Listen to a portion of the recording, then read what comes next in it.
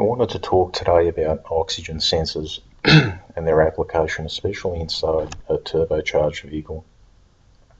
And while it's quite common knowledge that you do have the option these days to fit an oxygen sensor inside an exhaust manifold prior to the turbocharger, what a lot of people don't understand is that the pressure effects that some talking heads online discuss being a problem here is actually quite a problem on the exit as well.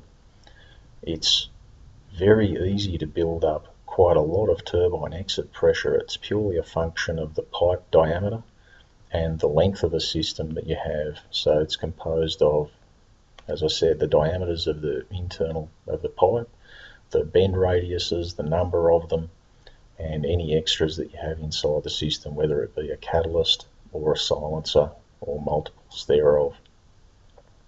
All of these things add up in terms of a pressure gradient that's built up on the turbine exit. So right at the exhaust tip, you effectively have the ambient pressure, whatever that may be, the barometric pressure on the day and the altitude where you're at.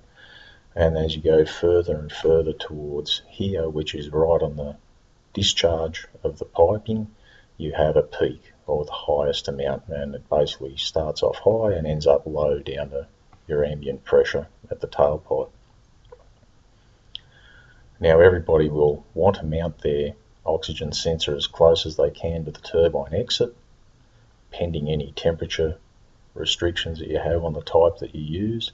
It's always most beneficial to fit it as close as you can to the discharge ports on the engine to have a very quick response rate. But you have to take into account the amount of pressure that's built up in that turbine discharge. Now what we have on the screen here is an example of a 2.3 litre engine running quite a high level of boost pressure. We see a peak just under 38 psi, talking in real man's units, manifold pressure of roughly 3550 millibar. Now, if we have a look at the start of the run down at a moderate level of engine RPM and manifold pressure, the critical thing to look at is our turbine exit pressure in absolute terms, and you see it's very close to the barometric pressure recorded on the day. As such, our recorded Lambda, i.e. the O2 sensor fitted near the discharge of the turbo, is 0.794, and our corrected version, which takes into account the amount of pressure either in a positive or negative sense in the pipe, is very close to what our measured amount is.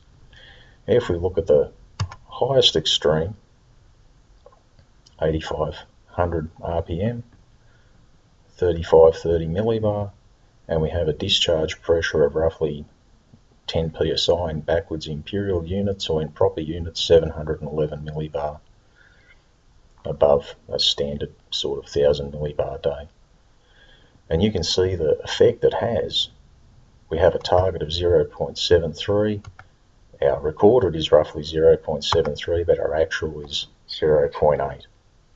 And this is the reason why in an application where we don't have any corrected data going back into the ECU giving the actual Lambda level, that most experienced tuners will always target what seemingly to a novice or an expert who thinks they know everything is an abhorrently rich target mixture, but the actual fact is the target mixture will be a lot less rich than what the unexperienced person may first think.